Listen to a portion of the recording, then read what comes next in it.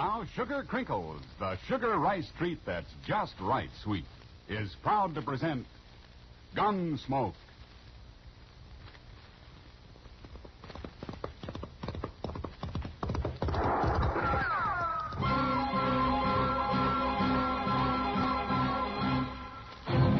Around Dodge City and in the territory on West, there's just one way to handle the killers and spoilers, and that's with a U.S. Marshal and the smell of gun smoke.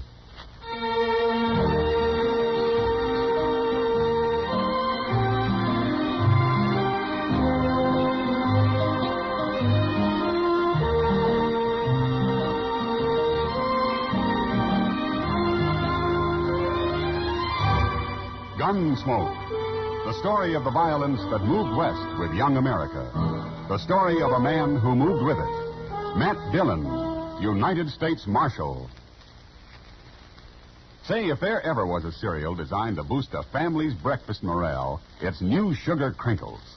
Why, that sugar rice treat that's just right sweet makes breakfast more fun than a circus. Come breakfast time, just pour on milk, and you've got a breakfast main dish as you like it. Those golden nuggets of sugar-coated rice we call Sugar Crinkles are really special. Not too sweet, the way some sugar-coated cereals seem to be, and not like others that don't seem sweet enough. Sugar Crinkles really are the sugar rice treat that's just right sweet. And whether you eat them from the bowl for breakfast, from the pack as a snack, or both ways, you'll love Sugar Crinkles. Try them soon. And now, Gunsmoke, starring William Conrad.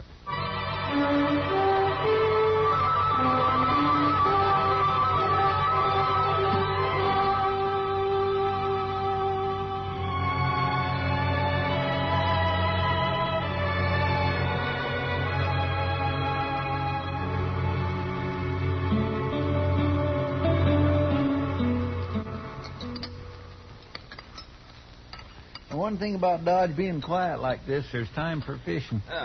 Beer, steak, and catfish stew makes for a good supper. You two are going to be sick, stuffing yourselves that way. Well, now, Kitty, Chester spent all day catching these fish. He's got a right to eat what he wants.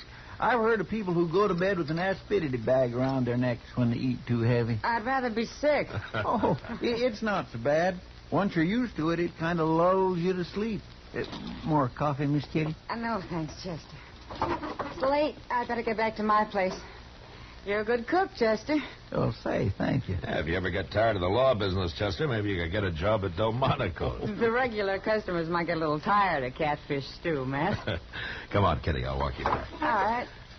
Will I see you in the morning, Mr. Dillon? I'll be at the office early, and I want to ride up to Jim Redigo's place and look at a horse. Can I go with you? Sure. Maybe you'll see something you'd like to have. We'll leave early before it gets too hot. Good night. Good night, Mr. Dillon. Miss Kitty. Good night.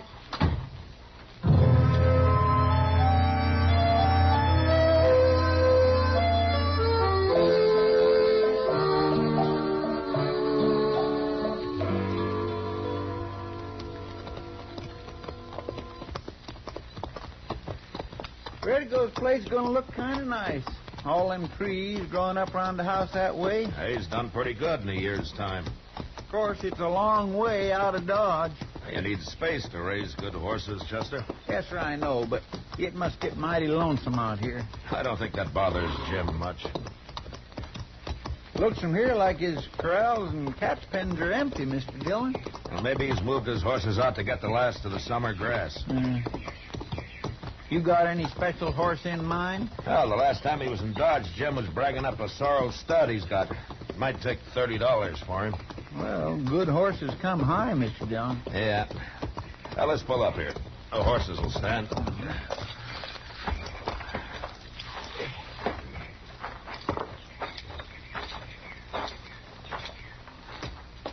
Quiet like, isn't it? Jim? Jim Redigo. Maybe he's not here. Well, he can't have gone far. He didn't even push the door shut. I guess he won't mind if we go in and boil up a pot of coffee. There's a pot already on the stove. Looks like he was just about to fry up some side meat. Pot's full. Jim must have spent the night away from here. The stove's cold, Chester. Well, maybe he had early this morning. Now, this stove hasn't been lit for longer than that. A man doesn't leave side meat lying uncooked in a skillet. It sure don't figure, Mr. Dillon.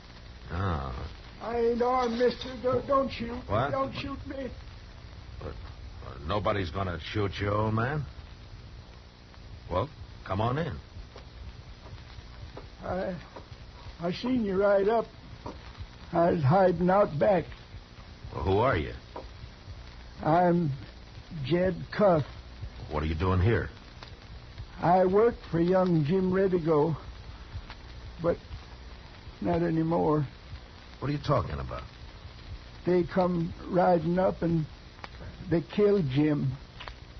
2 nights ago it was. I was hiding, but I got hungry and I come in to get something to eat. Redigo's dead? Laying dead against the water trough out back. They shot him. Can I eat something? Who shot him?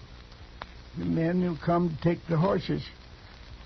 They killed Jim and then they run his horses off. Jim tried to fight them, but it was 2 of them against the 1 of him. Well, I thought you were here. I run away. I was scared. Cold coffee is better on the empty stomach. He's plumb out of his head, Mr. Dillon. Yeah. Old man. Jed Cuff, that's me. Well, show us where Jim is, huh? I ain't a brave man, mister. I run away from all them guns. That's okay, Jed. You just take us to Jim. Out back. That's where he's laying. I'll show you. But before he died, mister, Jim killed one of them horse thieves dead. He's laying out here, too. You think this old man's telling the truth, Mr. Dillon? Well, as straight as he can remember it, Chester. It's just that he's old and not very bright anyway. There he is. There's Jim. There's the other fellow laying right where Jim shot him out of his saddle. Jim was a fine boy. But I was scared, and I run out the back way and hid where they couldn't see me. Jed, did you know these 2 men? Had you ever seen them before? No, mister, I never. Chester, see if you can find a shovel.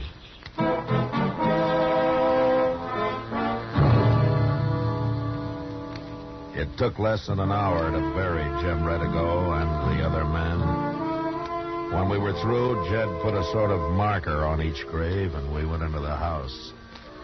Chester and I found some food in the cupboard, and we fed the old man. Then we started him for Dodge. Happy enough, astride an old donkey we found grazing free behind the house. Jim Redigo. Maybe he's not here. He can't have gone far, following the 2-day-old sign of the stolen horses.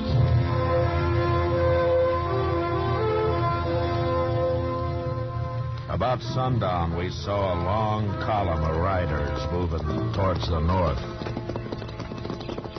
What do you think it is, Mr. Dillon? Well, it could be cavalry out of Fort Larned. Or maybe Indians? Or Indians.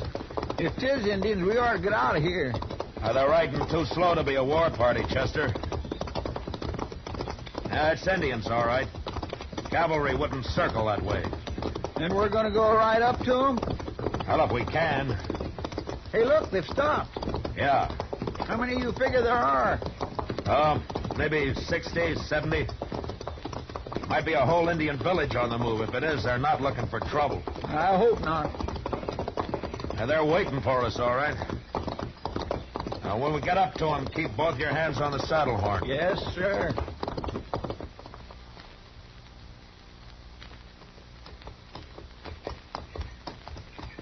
All right. Heads up. Yes.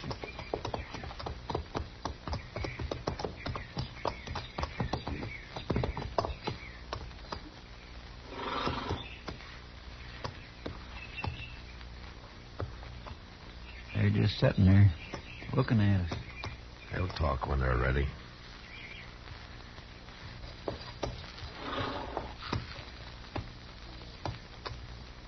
I am Quick Knife. My name is Matt Dillon. My braves and I have watched you come. You are looking for the white man. That's right. The white man sold us horses. Our squaws ride them now. He stole those horses from another white man. We bought the horses with gold. He killed a man when he stole. You have come to take back the horses and punish the man. Yeah? The horses you cannot take. The man you must find for yourself. The horses are ours now. There are 2 of you, and many of us. All right, Quick Knife. What about the man? He left the horses with us and rode west. His name is Tebow. How long ago? Not long. He knows someone is following him, and he is afraid. His trail will not be hard to follow. Thank you, Quick Knife. Chester.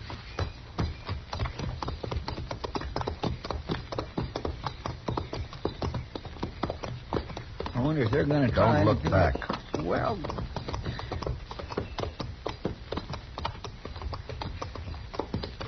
Now, what were you going to say? nothing. Only they're still just sitting back there on their horses, Mr. Dillon, watching us. Yeah.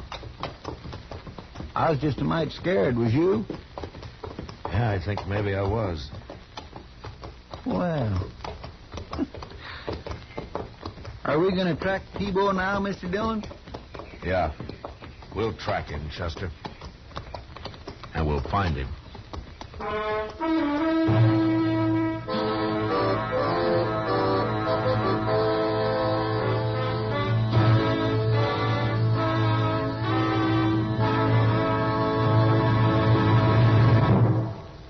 If your family is getting weary of the same old breakfast cereal every morning, time to retire it and introduce them to New Sugar Crinkles. Say New Sugar Crinkles is the sugar rice treat that's just right sweet. And I'm here to tell you Sugar Crinkles make breakfast more fun than a circus. Golden crisp nuggets of sugar-coated rice, and every nugget in your breakfast bowl just right sweet. Forget your experience with sugar-coated cereals that seem too sweet, and with others that don't seem sweet enough. Treat yourself and your favorite family to New Sugar Crinkles at breakfast time and snack time, too. For your breakfast or a snack, you love Sugar Crinkles. Sugar Crinkles can't be beat. Sugar ice cream that's just right sweet. With milk for the breakfast joy. And a snack from the pack, oh boy! Can't be beat, just right sweet. Sugar Crinkles, good to eat. Now back to Gunsmoke.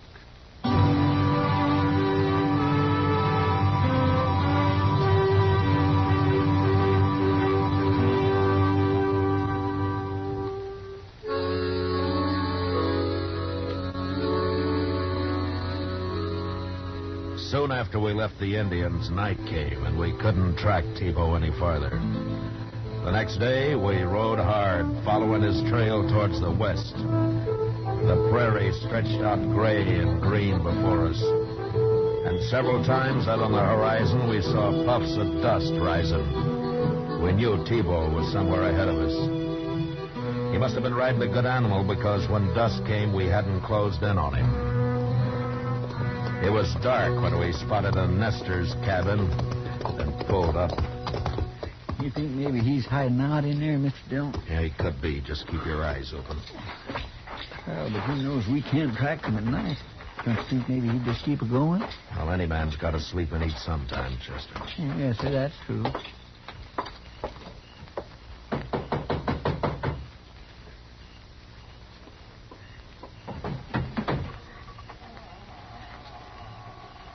What do you want? I thought maybe we could get some food and water our horses. Who are you? My name's Dillon. We don't have many strangers out here. I'm a U.S. Marshal. Well, I've got some tater soup working. Well, thank you. This is Chester Proudfoot. How do, ma'am? Just set at the table there. Thank you, ma'am. You're a long ways.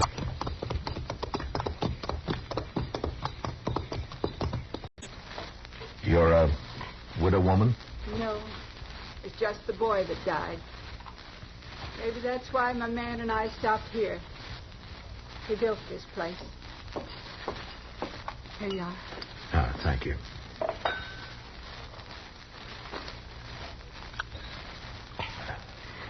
Say, there's real stout soup. Where is your husband? Hunting. Oh?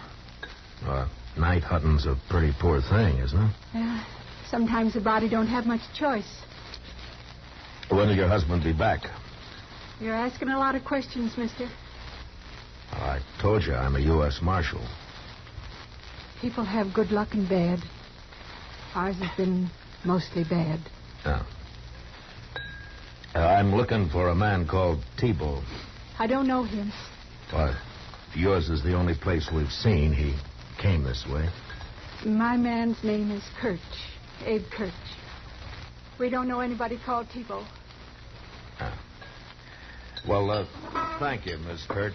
We'll water our horses and get moving. Get moved. Thank you, ma'am. Was mighty tasty soup. You're riding on now, ain't you? Yes, that's right. You can water your horses right out there in front. Good night. Good night.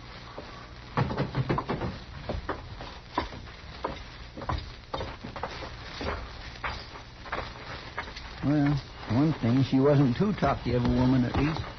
Living out here so long, maybe she's lost her habit. Yeah, maybe.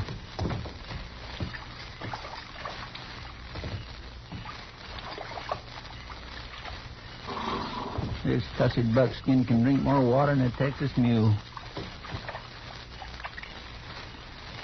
Yeah, they've had enough. Yeah. All right, let's ride. Oh. Now, Mr. Dillon? Soon after we left the Indians, night came, and we couldn't track Tebow any farther. Chester. Yes, sir, Mr. Dillon. All right, hold up. Oh. Now, let's get these horses hobbled. Oh, I think they'll stand, Mr. Dillon. And I want to make sure they do. Yes, sir. And then we'll walk back to the Nestor's cabin. Walk back? Well, what in the world for? That woman said her husband was out hunting, but there was a Sharps 50 leaning in the corner. A man doesn't go hunting and leave his gun home. All right, come on. It could be Mr. Kirch took another gun with him. He's too poor to have another gun. Well, where do you think he is? I don't know, but there's something wrong back there, Chester. His wife was mighty anxious to be rid of us. Usually it's hard for a traveler to break away. The people are so hungry for news and a little talk. I guess that's right. Yeah. Now watch where you put your feet. Yes, sir.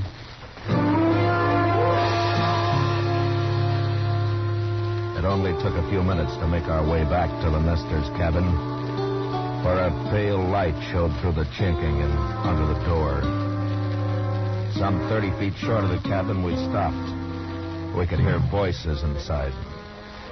I motioned to Chester, and we stretched out flat against the ground, and then inched our way closer. Now we could make out it was a man and woman talking. One voice was Miss Kirch. The other was either her husband or Tebow. Hurt him. He said that. He ain't hurt bad.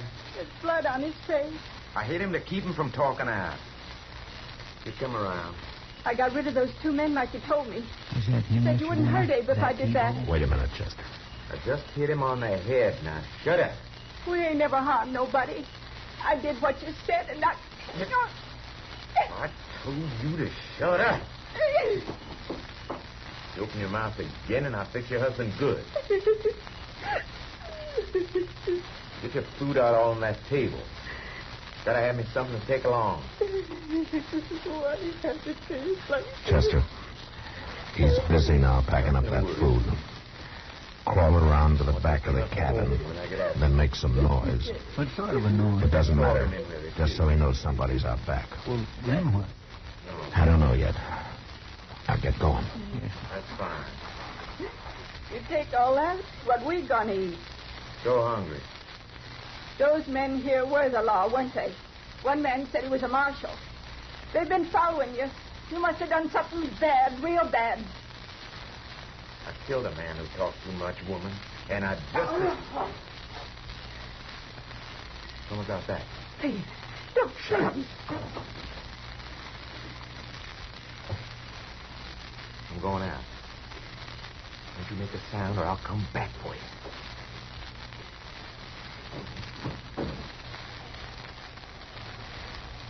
All right, T-Bone, drop it. What? I can see you, T-Bone. Drop your gun or I'll kill you. Well, now, hold on, mister. Let's talk a minute, huh? You can't shoot at my voice. Now drop it. No, I won't.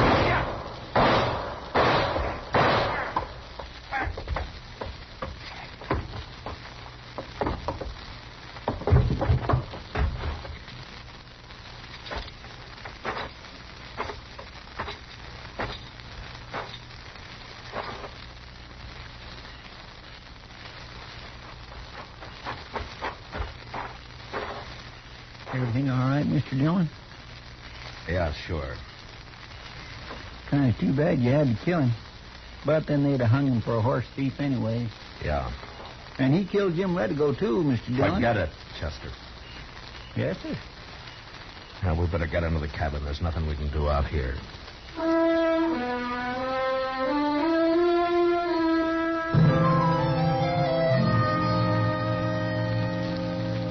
We did what we could to make Kirch rest comfortable, and then sat up half the night talking to his wife about Dodge, the railroad. Could be Mr. Crowther gun with him. He's too poor to have another gun. Well, where do you think he is? I don't know, but Chester and I started on the ride back to Dodge. It was clear and bright, and we made good time. Chester riding along, feeling mighty proud. The nester had said he couldn't feed another horse, and so Chester was trailing his own buckskin and riding the big red stud that T-Bo had been using. Yeah, Chester was mighty pleased with life. And T-Bo, who'd stolen the stud a few days earlier from Jim Redigo, was buried out on the prairie with stones piled on his grave to keep off the coyotes.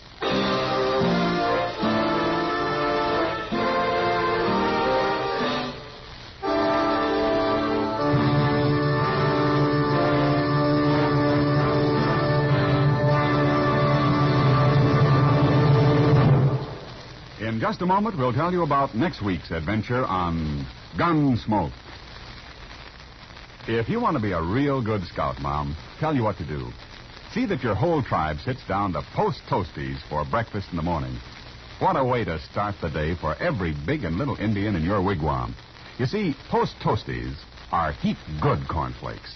Spankin' fresh, crisp, with that sweet kernel corn flavor toasted right in. It's a feather in your cap to serve 'em. Sure, because Post Toasties are not only the best thing that's happened to corn since the Indians discovered it. Post Toasties are the best thing that ever happened to breakfast. And say, if you want to make a good thing even better, add your favorite fruit to that bowl full of Post Toasties, sugar, and milk. It's mighty delicious nourishment.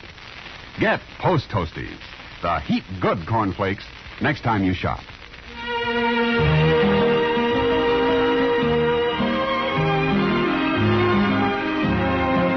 Gunsmoke, under the direction of Norman MacDonald, stars William Conrad as Matt Dillon, U.S. Marshal. Tonight's story was specially written for Gunsmoke by Norman MacDonald, with music composed and conducted by Rex Corey. Featured in the cast were Helen Cleve, Ralph Moody, James Nusser, and Paul Frees.